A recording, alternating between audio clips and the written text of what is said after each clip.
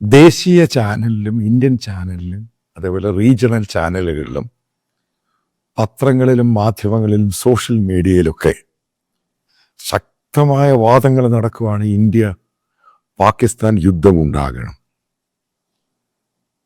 അതിന് മലയാളത്തിലാണെങ്കിൽ നേരത്തെ NSTയുടെ കമാൻഡർ ആയിരുന്ന മേജർ രവി അദ്ദേഹം ചോദിക്കുന്നത് എന്തുകൊണ്ട് വാർ നടത്തിക്കൂടാ? പഴയ മുൻ പട്ടാളത്തിലെ പല സർവീസുള്ള പല ആൾക്കാരും നാഷണൽ മീഡിയയിലിരുന്നും പറയുന്നുണ്ട് എന്തുകൊണ്ട് വാർ നടത്തിക്കൂടാ. ഇപ്പം ഇതൊക്കെ കേൾക്കുന്ന ആൾക്കാർ സോഷ്യൽ മീഡിയയിൽ പ്രതികരിക്കുന്ന വാർ വേണം. അതായത് നിങ്ങൾ മനസ്സിലാക്കേണ്ട സംഭവമുണ്ട്, ഇന്ത്യക്ക് പാകിസ്ഥാന്റെ മേലിൽ സുപ്പീരിയോറിറ്റി ഉണ്ട്. ഇന്ത്യക്ക് പാകിസ്ഥാനെ അറ്റാക്ക് ചെയ്യാനുള്ള കേപ്പബിലിറ്റി ഉണ്ട്. ഇതൊക്കെ സത്യമാണ്. പക്ഷെ ഒരു വാർ എന്ന് പറയുന്നത് നിങ്ങൾ ഉദ്ദേശിക്കുന്നത് പോലെ ചെറുതൊന്നുമല്ല ഈ സംഭവം. പാകിസ്ഥാൻ പ്രൊഫഷണൽ ആർമി ഉള്ള ഒരു രാജ്യമാണ്. നമ്മുടെ കേപ്പബിലിറ്റിയുടെ അത്രയൊന്നും അവർ ഇല്ല, അത് സത്യമാണ്. പക്ഷേ നമ്മൾ ആലോചിക്കേണ്ട ഒത്തിരി കാര്യങ്ങളുണ്ട്. ഇപ്പം ഏകദേശ കണക്കുകളൊക്കെ പല മീഡിയയൊക്കെ ഉദ്ധരിച്ച് അതിനെ കോട്ട് ചെയ്യുവാണെങ്കിൽ അവർക്ക് ഏകദേശം 1,00,000 അടുപ്പിച്ചുള്ള long and short range missiles ഉണ്ട്. അവർക്കും വെപ്പണറി സിസ്റ്റം ഉണ്ട്. അവരെ സാറ്റലൈറ്റ് ആയിട്ടും മറ്റേ എയർ ഇൻ്റലിജൻസ് ആയിട്ടും സഹായിക്കാൻ വേണ്ടി ചൈനയുണ്ട്. ഇപ്പം അടുത്ത ദിവസം ടർക്കിയിൽ നിന്ന് അവരുണ്ടാക്കുന്ന ഡ്രോൺസ് അത് ഏറ്റവും കൂടുതൽ ഉക്രൈനാണ് ഉപയോഗിച്ചത്. അതിൻ്റെ സക്സസ് റേറ്റ് വളരെ കൂടുതലാണ്. അപ്പം അത് ഏകദേശം 1000-ലധികം ഷിപ്മെൻറ്റ്, അതായത് ആ സാധനങ്ങൾ എയറിലാണെങ്കിലും മറ്റു രീതിയിൽ അത് പാകിസ്ഥാനിൽ എത്തിച്ചു എന്നാണ് പറയുന്നത്. നിങ്ങൾ പറയുന്നത് പോലെ ഇന്ത്യ കയറി അങ്ങ് അടിച്ചെങ്കിൽ വെച്ചാൽ അത് സത്യമാണ്. പക്ഷെ തിരിച്ചു അടി കിട്ടും. എനിക്കറിയത്തില്ല ഈ വീഡിയോ കാണുന്ന എത്ര പേര് ഇൻഡോ പാകിസ്ഥാൻ ബോർഡറിൽ പോയിട്ട് അവിടെയുള്ള താമസിക്കുന്ന കർഷകരുമായിട്ട് അവിടെ താമസിക്കുന്ന ജനങ്ങളുമായിട്ട് സംസാരിച്ചിട്ടുള്ളവരാണ്. എനിക്കറിയില്ല. പക്ഷെ എനിക്ക് ഇതിനെപ്പറ്റി വ്യക്തമായിട്ട് അറിയാം. ഇൻഡോ പാകിസ്ഥാൻ ബോർഡറിലൊക്കെ ചില വില്ലേജുകളിലൊക്കെ 1-1.5 ലക്ഷം ആൾക്കാർ താമസിക്കുന്ന വില്ലേജുകളുണ്ട്. എത്രയൊക്കെ ഏകദേശം ഇന്ത്യ പാകിസ്ഥാൻ ബോർഡർ എന്ന് പറയുന്നത് 3250 കിലോമീറ്ററാണ്. അതിൻ്റെ ഇൻ്റർനാഷണൽ ബോർഡർ എന്ന് പറയുന്നത് ഏകദേശം 700 കിലോമീറ്ററാണ്. അതിൻ്റെ ആക്റ്റീവ് ബോർഡർ എന്ന് പറയുന്നത് 2000 കിലോമീറ്റർ അടുപ്പിച്ചുണ്ട്. ഇപ്പം അവിടുന്ന് വെപ്പൺസ് ഇങ്ങോട്ട്, മിസൈൽ ഇങ്ങോട്ടൊക്കെ വിട്ടു കഴിഞ്ഞാൽ ഡൽഹി നഗരം നിങ്ങൾ എത്ര പറഞ്ഞു കഴിഞ്ഞാൽ എയർ ഡിഫൻസ് സിസ്റ്റത്തിന് ഇന്ത്യ ഉപയോഗിക്കുന്ന എയർ ഡിഫൻസ് എന്ന് പറഞ്ഞാൽ അറിയാൻ കഴിയുന്നത് ഇതിനകത്ത് ഇസ്രായേൽ സഹായിച്ചിട്ടുണ്ടോ എന്ന് അറിയില്ല. അവർ പാട്രിയോട്ടിക് എയർ ഡിഫൻസ് സിസ്റ്റം കിട്ടിയോ എന്ന് അറിയില്ല. പക്ഷെ അതിനെപ്പറ്റി ചർച്ചകൾ നടക്കുന്നു എന്നുള്ള കാര്യങ്ങൾ വളരെ വ്യക്തമായിരുന്നു. ഇപ്പം ഇതിനകത്ത് ഇത്രമാത്രം മിസൈൽസും ഡ്രോൺസും റോക്കറ്റ്സും ഒക്കെ വരുമ്പോൾ നിങ്ങൾ ഉദ്ദേശിക്കരുത് ഈ പുല്ലൊക്കെ ഇന്ത്യയിലും വീഴാം, ഡൽഹി സിറ്റിക്കകത്ത് വീഴാം. പഴയ സരിയോൺ വാറുമായിട്ട് ബന്ധപ്പെട്ട് അംബാല കന്റോൺമെന്റിൽ അവിടെ ഒരു കാത്തലിക് ചർച്ച്, പ്രൊട്ടസ്റ്റന്റ് ചർച്ച് ഉണ്ടായിരുന്നു. എനിക്കറിയത്തില്ല ആ ചർച്ച് എത്ര പേർക്കറിയാം. ആ ചർച്ചിൻ്റെ മേളിൽ പാകിസ്ഥാൻ കൊണ്ട് ബോംബിട്ടതാണ്. കാരണം കന്റോൺമെന്റ് ഹെഡ്ക്വാർട്ടേഴ്സാണെന്നും പറഞ്ഞാണ് ചർച്ചിൽ കയറി ബോംബിടുന്നത്. അത് അംബാല ടു ഡൽഹി എന്ന് പറയുന്നത് ഏകദേശം 250 കിലോമീറ്ററേ ഉള്ളൂ. ഇപ്പോൾ ഈ പറയുന്നവര് ഇപ്പോൾ അപ്പുറത്ത് കയറി അടിക്കുമ്പോൾ നമ്മുടെ സിവിലിയൻസും മിലിറ്ററി ഈ സ്ഥലങ്ങളിൽ പാകിസ്ഥാന്റെ ഹൈ റേഞ്ചും ഷോർട്ട് റേഞ്ചും മിസൈൽസ് വീഴാനും സാധ്യതയുണ്ട്. വാർ എന്ന് പറഞ്ഞ വൺ സൈഡഡ് അല്ല. ഇന്ത്യയും പാകിസ്ഥാനും വാർ നടക്കുമ്പോൾ വൺ സൈഡഡ് അല്ല. അതിന് ഒത്തിരി പ്രത്യേകതകളുണ്ട്. ചൈനീസ് സഹായത്തോടുകൂടി ചൈനീസ് സാറ്റലൈറ്റും മറ്റുള്ള ഇമേജറൊക്കെ അത് ചെയ്ത് കഴിഞ്ഞാൽ അത് മുഴുവൻ ഒരു പാകിസ്ഥാന് കൊടുക്കും. വാറുണ്ടായിക്കഴിഞ്ഞാൽ ആദ്യത്തെ അറ്റാക്ക് എന്ന് പറഞ്ഞാൽ സൈബർ അറ്റാക്കാണ് ഉദ്ദേശിക്കുന്നത്. നമ്മുടെ ബാങ്കിങ് ആണെങ്കിൽ, റെയിൽവേ ആണെങ്കിൽ, എയർലൈൻസ് ആണ്, ഇത് മുഴുവനും കയറി അങ്ങ് ബ്ലോക്ക് ആവും. ഉക്രൈൻ റഷ്യ വാറിൻ്റെ സമയത്ത് നിങ്ങൾ കണ്ടോ എന്താ ഉണ്ടായെന്ന് ഓർത്തോണം. എങ്ങനെയാണ് ഇസ്രായേൽ ഇറാനെ കയറി അടിച്ച സമയത്ത് ഇത്ര മണിക്കൂർ അവർ ബ്ലോക്ക് ചെയ്യുകയാണ്, കംപ്ലീറ്റ് ബ്ലോക്ക് ആയിപ്പോയി. അതവർ അഡ്മിറ്റ് ചെയ്തില്ല, പക്ഷെ റിയാലിറ്റി അതാണ്. ചൈനീസ് ടെക്നോളജി ഉപയോഗിച്ച് ഇന്ത്യയുടെ കമ്പ്യൂട്ടറും സോഫ്റ്റ്വെയറും ഇൻ്റർനെറ്റും ഈ സംഭവങ്ങളൊക്കെ ബ്ലോക്ക് ചെയ്യും. ഇതിനെ ഒന്നും ഓവർകം ചെയ്യാനുള്ള കേപ്പബിലിറ്റി ഇന്ന് ഇന്ത്യക്ക് ആയിട്ടില്ല. വാർ എന്നൊക്കെ പറയുമ്പോൾ തിരിച്ചിങ്ങോട്ട് കിട്ടും. അതേപോലെ തന്നെ നമുക്ക് ചില കേപ്പബിലിറ്റി നോക്കാം ഇന്ത്യയും പാകിസ്ഥാനുമായിട്ടുള്ള. നിങ്ങൾക്കറിയാം, ഞാൻ ഇംഗ്ലീഷ് വീഡിയോ ചെയ്യുന്നുണ്ട്, അതിൻ്റെ അത് ഇൻഡെപ്തായിട്ട് ഞാൻ കുറച്ച് കാര്യങ്ങൾ കൊടുക്കുന്നുണ്ട്. കാരണം ഇൻഡെപ്തായിട്ട് മലയാളത്തിൽ പറയാത്തതിൻ്റെ കാര്യം അത് നിങ്ങൾക്ക് ബോറടിക്കും എന്ന ചില സംഭവങ്ങൾ ഞാൻ ഇൻഡെപ്തായിട്ട് കൊടുത്തു കഴിഞ്ഞപ്പോൾ എനിക്ക് പിടികിട്ടി. അപ്പം അതുകൊണ്ടാണ് ഇൻഡെപ്തായിട്ട് ഓരോ കാര്യങ്ങളും പറയാം. പക്ഷേ ഇംഗ്ലീഷ് വീഡിയോയ്ക്ക് അത് ഉപയോഗിച്ചാണ് ചെയ്യുന്നത്, അതിൻ്റെ അത് ഇൻഡെപ്തായിട്ടാണ് കൊടുക്കുന്നത്. കാരണം അതിൻ്റെ അപ്പോൾ അത് വായിക്കാൻ താല്പര്യമുള്ളവർ, കേൾക്കാൻ താല്പര്യമുള്ളവരുണ്ട്. അപ്പം അതുകൊണ്ടാണ് ഇത് ഇൻഡെപ്തായിട്ട് ഞാനിത് മലയാളത്തിൽ പറയാത്തതിൻ്റെ കാരണം. ഇപ്പോഴ് ഇന്ത്യയുടെ ഏറ്റവും ലേറ്റസ്റ്റ് വാർ ഫൈറ്റർ എന്ന് പറയുന്നത് റഫേലാണ്. ഇപ്പോൾ പാകിസ്ഥാൻ്റെ അവർ ലേറ്റസ്റ്റ് എന്ന് പറയുന്നത് JF-17. എൻ്റെ 15 ഉണ്ട്, എൻ്റെ 17 വേർഷൻ. അത് light multi role China develop ചെയ്തതാണ്. റഫേലിന് പാകിസ്ഥാൻ ഉപയോഗിക്കുന്ന 4.5 ജനറേഷൻ F-16 മേൽക്കോയ്മയുണ്ട്, സംശയമില്ല.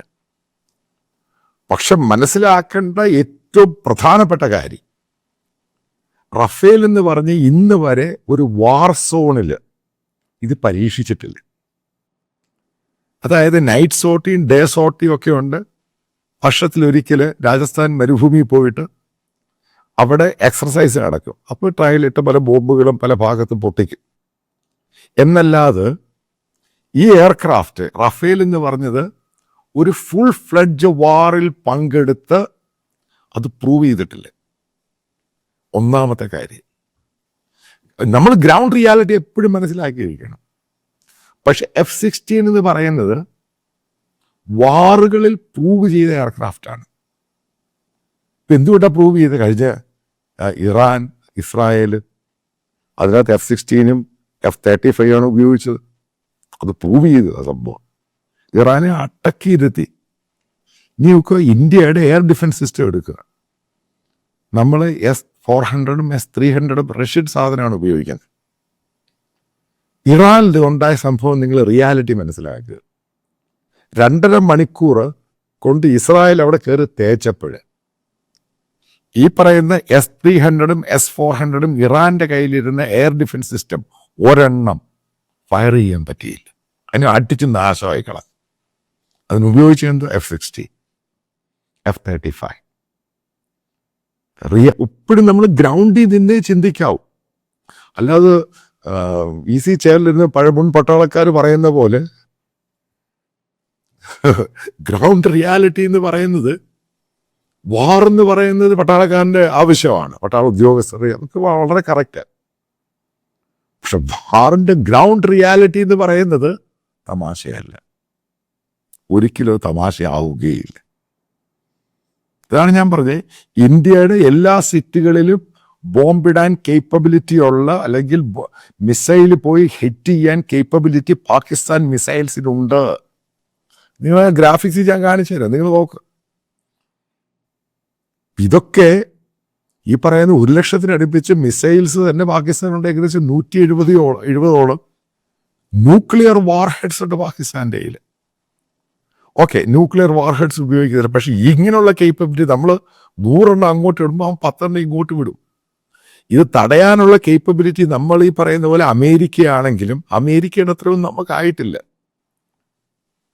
അപ്പം നമ്മൾ നോക്കാം ഇസ്രായേലിൻ്റെ കംപ്ലീറ്റ് സപ്പോർട്ടായിട്ട് അമേരിക്കൻ ബേസ് ഉണ്ട്. അതുകൊണ്ടാണ് ഇറാനിൽ നിന്ന് ഇത്രയും വിട്ടിട്ട് പലരെണ്ണം ഇടയ്ക്ക് വെച്ച് പൊട്ടി ദൂരെ പോയത്. എന്നിട്ടും ചിലതൊക്കെ ഇസ്രായേലിൽ വീണു. അത് മനസ്സിലാക്കുക. ഇപ്പം ഇസ്രായേലിൽ പോകുന്നവർക്ക്, അവിടെ കണ്ടവർക്കും അറിയാം, അവിടെ ജീവിക്കുന്നവർക്ക് അവിടെയൊക്കെ ബങ്കറുണ്ട്. ഇന്ത്യയിൽ എവിടെ ബങ്കറുള്ളത്? പഴയ ഫിറോസ്പൂരിലും പത്താൻകോട്ടും ആ ഭാഗത്തൊക്കെ പോവുകയാണെങ്കിൽ ബോർഡർ സൈഡിൽ നിങ്ങൾക്ക് ബങ്കർ കാണാൻ പറ്റും. പക്ഷെ ഇപ്പോഴ് വളരെ വർഷങ്ങളായിട്ടൊന്നും നമ്മൾ കാര്യമായിട്ട് എടുക്കുന്നത്. കാരണം ഇന്ത്യ പാകിസ്ഥാൻ അങ്ങനെ വാർ ഉണ്ടാകുന്ന സ്ഥിതി ഉണ്ടായിട്ടില്ല. പക്ഷെ ഇന്ത്യയുടെ പല സിറ്റികളിൽ ഇവർ കയറി അറ്റാക്ക് ചെയ്യുമ്പോൾ, ഇപ്പോൾ ഡൽഹി ആണെങ്കിലും മുംബൈ ആണെങ്കിലും അഹമ്മദാബാദ് ആണെങ്കിലും ജയ്പൂർ ആണെങ്കിലും ഇൻക്ലൂഡിങ് കൊച്ചി ആണെങ്കിലും ബാംഗ്ലൂർ ആണെങ്കിലും ചെന്നൈ, ഇതൊക്കെ ടാർഗറ്റ് ചെയ്യാനുള്ള വെപ്പൺസ്, മിസൈൽസ് അവരുടെ കയ്യിലുണ്ട്. പിന്നെ മറ്റൊന്ന്, അവരുപയോഗിക്കുന്ന F-16, അതേപോലെ ഈ JL-17 പറ്റിയുള്ള കാര്യമൊന്നും എനിക്ക്, JF-17 പറ്റിയുള്ള കാര്യങ്ങളൊന്നും എനിക്കറിയത്തില്ല. പക്ഷെ ചൈന അത് ഭയങ്കരമായിട്ട് ക്ലെയിം ചെയ്യുന്നത്. ഇപ്പം നമുക്കുള്ള ഈ ഫൈറ്റർ എയർക്രാഫ്റ്റ് എന്ന് പറയുന്നതിൻ്റെ അകത്ത് ഈ കൂടുതലും മിഗാണ്. മിഗ് എന്ന് പറയുന്നത് ഒന്നിനും കൊള്ളാത്ത പഴയ വളരെ ഏജ്ഡായിട്ടുള്ള എയർക്രാഫ്റ്റ്. ഇത് മോഡിഫൈ ചെയ്താലൊന്നും സംഭവം നടക്കാനൊന്നും പോകുന്നൊന്നുമില്ല. കാരണം നമ്മൾ ഈ ബാലാക്കോട്ടിന് ശേഷം പാകിസ്ഥാൻ്റെ F-16 കയറി ഇന്ത്യൻ ബോർഡറിൽ, ഇന്ത്യൻ കന്റോൺമെൻ്റ് അകത്ത് കയറി അത് അടിച്ചു കഴിഞ്ഞപ്പോൾ ഇന്ത്യൻ, അതായത് നമുക്ക് ഓർമ്മയുണ്ടായിരിക്കുക, ഫൈറ്റർ പൈലറ്റ് F-21 പോകുന്നത്. കാരണം ഡോഗ് ഫൈറ്റിന് ഉപയോഗിക്കുന്നതാണ്. ഇപ്പം ഇന്നത്തെ സമയത്ത് ഈ ഫൈറ്റർ എയർക്രാഫ്റ്റ് ഡോഗ് ഫൈറ്റ് എന്ന് പറഞ്ഞ സാധനം വളരെ കുറവാണ്. കാരണം അതിനുവേണ്ടി ഏറ്റവും കൂടുതൽ ഉപയോഗിക്കുന്നത് എയർ ഡിഫൻസ് സിസ്റ്റമാണ്. അപ്പോൾ ഡോഗ് ഫൈറ്റ് ഇല്ല, ലോങ് ഹോൾ ഫൈറ്റാണ് ഇപ്പോഴുള്ളത്. ഡീപ്പായിട്ട് കയറി ഫൈറ്റ് ചെയ്യും. പിന്നീട് മറ്റേ നമ്മൾ കാണുന്നത് ഇന്ത്യ അയക്കുന്ന മിസൈൽസും റോക്കറ്റ്, ഡ്രോൺ, അത് എയർ ടു എയർ അറ്റാക്കാണ്. അതിന് പറ്റിയ എയർക്രാഫ്റ്റാണ് F-16 എന്ന് പറയുന്നത്. അത് നമ്മൾ ഈ സമയത്ത് ഇറാനും ഇസ്രായേലുമായിട്ടുള്ള ഫൈറ്റിൽ അത് പ്രൂവ് ചെയ്തതാണ്. കാരണം അവരുടെ ഈ പല മിസൈൽസിനെ എയറിൽ വെച്ച് തന്നെ അറ്റാക്ക് ചെയ്ത് ദൂരെ കളഞ്ഞു. ഇങ്ങനൊക്കെ പല സംഭവങ്ങളും കാൽക്കുലേറ്റ് ചെയ്യുമ്പോഴും ഇന്ത്യക്ക് സുപ്പീരിയോറിറ്റി ഉണ്ട്. നമ്മൾ ഒരിക്കലും മറക്കരുത്, കാർഗിൽ 527 പേരാണ് കാർഗിലിൽ മരിച്ചത്, കൊല്ലപ്പെട്ടത് നമുക്ക് വേണ്ടി. ഏകദേശം 1300ഓളം പേരാണ് ഇഞ്ചുവേർഡ് ആയത്. 2 മാസം നീണ്ടു നിന്ന ഫൈറ്റാണ്. ഏകദേശം ഇന്ത്യക്ക് ഓരോ ദിവസം നമ്മളവിടെ സ്പെൻഡ് ചെയ്ത് 15 കോടി രൂപ വെച്ചാണ് കാർഗിലിന് എക്സ്പെൻഡിച്ചർ. ഇപ്പം ഇന്ത്യ പാകിസ്ഥാൻ ഫുൾ ഫ്ലഡ്ജ് വാർ ഉണ്ടാകുമ്പോൾ അപ്രോക്സിമേറ്റ് കാൽക്കുലേഷൻ എന്ന് പറയുന്നത് 1 ബില്യൺ, ഏകദേശം പെർ ഡേ 10,000 കോടി വെച്ചാണ്. അതിൻ്റെ മുകളിലാണ് ചിലവാകുന്നത് പെർ ഡേ ഒരു ദിവസം. അത് 2 ആഴ്ച കഴിയുമ്പോൾ അത് 500 ബില്യന് മുകളിൽ പോകുമെന്നാണ് കാൽക്കുലേറ്റ് ചെയ്യുന്നത്. വാറെന്ന് പറയുന്നത് സിമ്പിളല്ല, അതിന് ഭയങ്കര എക്സ്പെൻസ് ഉണ്ട്. അതായത് നമ്മൾ ഈ പ്രൊഫഷണലായിട്ടൊരു ആർമി അടിക്കുമ്പോഴൊക്കെ നമ്മൾ ഈ പറയുന്ന നമ്മുടെ എയർ ഡിഫൻസ് സിസ്റ്റവും നമ്മുടെ എയർ സുപ്പീരിയോറിറ്റി എന്ന് പറയുന്നത് 100% നമുക്ക് ഇത് റിലയബിൾ അല്ല ഇപ്പോഴുള്ളത്. അത് ഞാൻ പല ഒഫീഷ്യൽസുമായിട്ട് 100% അല്ല. കാരണം അമേരിക്ക വളരെ ദൂരെ കിടക്കുന്ന രാജ്യം, അവന് 100% ആണ്. അവനെ കയറി ചൊറിയാനൊന്നും പറ്റത്തൊന്നുമില്ല. അവരുടെ ടൗണിൻ്റെ സിസ്റ്റമൊക്കെ ആ രീതിയിലാണ് ഉണ്ടാക്കിയിരിക്കുന്നത്. ഇന്ത്യയിൽ അങ്ങനെയല്ല. Density of population is very high. ഈ പറയുന്ന പോലെ സിമ്പിൾ അല്ല ഇതൊക്കെ. നിങ്ങൾ ഈ പറയുന്ന ചിന്തിക്കുന്ന പോലെ കാരണം വാറൊക്കെ പലതും റിപ്പോർട്ട് ചെയ്ത ഒരാളാണ് ഞാൻ. അതുകൊണ്ട് ഈ വാറെന്ന് പറയുന്നത്, ഇന്ത്യ പാകിസ്ഥാൻ ഫുൾ ഫ്ലഡ്ജ് വാർ എന്ന് പറയുന്നതും ഒരു ലിമിറ്റഡ് ആയിട്ടുള്ള അറ്റാക്ക്, രണ്ട് വ്യത്യാസമാണ്. ഇപ്പം പാകിസ്ഥാൻ എന്ന് പറയുന്ന രാജ്യത്തിന് ഒന്നും നശിക്കാനും ഒന്നും നഷ്ടപ്പെടാനില്ല. അതാണ് അതിൻ്റെ ഫണ്ടമെൻ്റൽ ആയിട്ടുള്ള പ്രധാനപ്പെട്ട കാര്യം. അവർക്കിന്ന് നഷ്ടപ്പെടാനുണ്ട്, ഒന്നുമില്ല. പക്ഷേ 20 വർഷം 25 വർഷത്തെ ഇന്ത്യ അല്ല മുമ്പ് ഇന്നത്തെ ഇന്ത്യ ഹൈലി ഡെവലപ്ഡ് ആണ്. ഞാൻ നേരത്തെ ഒരു കാര്യം പറഞ്ഞു, മഹാരാഷ്ട്ര ബജറ്റ് സ്റ്റേറ്റ് ബജറ്റിനേക്കാളും കുറവാണ് പാകിസ്ഥാൻ്റെ, ആ രാജ്യത്തിൻ്റെ ആനുവൽ ബജറ്റ്. അപ്പം നിങ്ങൾക്ക് ധാരണയാകും എന്താണ് ഇന്ത്യ പാകിസ്ഥാൻ എന്ന് പറയുന്നത്. ഇന്ത്യയിൽ ഒരു വലിയ സ്റ്റേറ്റിൻ്റെ അത്രയും ഇല്ല പാകിസ്ഥാൻ്റെ ടോട്ടൽ ബജറ്റ് എന്ന് പറയുന്നത്. നമ്മുടെ തമിഴ്നാടിൻ്റെ ബജറ്റിനേക്കാൾ കുറച്ച് കൂടുതൽ മാത്രമാണ് പാകിസ്ഥാൻ എന്ന് പറഞ്ഞ രാജ്യത്തിൻ്റെ ടോട്ടൽ ബജറ്റ്. പിന്നെ ആൾക്കാർ സംശയം ചോദിച്ചൊരു സംഭവമുണ്ട്. അതായത് ഇന്ത്യയുടെ നദികൾ തടഞ്ഞു നിർത്തി, പാകിസ്ഥാനിലോട്ട് നിർത്തി, അത് കഴിഞ്ഞത് എങ്ങനെയാണ് ഡിസ്ട്രിബ്യൂഷൻ, ഇത് വെള്ളപ്പൊക്കം ഉണ്ടാകുക, അതുണ്ടായത്. ഇതൊക്കെ നമ്മൾ 10-30 വർഷം മുമ്പ് ഇന്ത്യ ചെയ്തതാണ് ഈ സംഭവം. അതായത് ഇന്ത്യയിൽ ഡ്രൗട്ട്, ഈ ഭയങ്കര വേനലൊക്കെ ഉണ്ടായ സമയത്ത് നമ്മൾ ഇതിനു വേണ്ടി കനാല് പണിതു. അതായത് വലിയ ടണൽ, ഈ അണക്കെട്ടുമായി ബന്ധപ്പെട്ട കനാൽ. ഇതിന് മുഴുവനും ഇപ്പോൾ പാകിസ്ഥാൻ നമ്മൾ ഒരു ഡ്രോപ്പ് വെള്ളം കൊടുത്തില്ലെങ്കിലും ഇന്ത്യ ഇപ്പോൾ ഫ്ലഡ് ഉണ്ടായാൽ പോലും അല്ല കാലാവസ്ഥ മാറിയാൽ പോലും കംപ്ലീറ്റ് ആയിട്ട് ഇന്ത്യയിൽ ഫ്ലഡ് ഉണ്ടാകത്തില്ലേ. വെള്ളം മുഴുവനും വെസ്റ്റേൺ ഇന്ത്യ വരെ നമുക്ക് ഡിസ്ട്രിബ്യൂട്ട് ചെയ്യും. വെസ്റ്റേൺ ഇന്ത്യ എന്ന് പറയുന്നത് ഗുജറാത്ത് വരെ, അതായത് പഞ്ചാബും ഹരിയാന അതേപോലെ രാജസ്ഥാൻ, അവിടുന്ന് ഗുജറാത്ത് കംപ്ലീറ്റ് ആയിട്ട് വെസ്റ്റേൺ ഇന്ത്യ വരെ നമുക്ക് ഈ കംപ്ലീറ്റ് വെള്ളം ഡിസ്ട്രിബ്യൂട്ട് ചെയ്യുക. അത് മാത്രമല്ല, ഇന്ത്യയുടെ ആ ഭാഗത്തുള്ള അഗ്രികൾച്ചർ ഫാമിങ്ങിൻ്റെ 3 ഇരട്ടി പ്രയോജനവും ഉണ്ടാകും. ഇതാണ് അതിൻ്റെ സമ്പാദം. അല്ല തെറ്റായ കാര്യങ്ങളാണ് പല പത്രങ്ങളും പറയുന്നത്. കാരണം നമുക്കിത് അറിയാൻ പറ്റും. അങ്ങനൊന്നുമല്ല. 3 വർഷം മുമ്പ് നമ്മളിതിന് പ്രോപ്പറായിട്ട് കനാൽ സിസ്റ്റം എല്ലാം ഉണ്ടാക്കിയിട്ടുണ്ട്. അതിനേക്കാൾ ഉപരി ഇന്ത്യയിൽ പല ഡ്രൈ ആയിട്ട് കിടക്കുന്ന പല റിസർവോയറുണ്ട്, കുറച്ച് മാത്രമേ വെള്ളമുണ്ട്.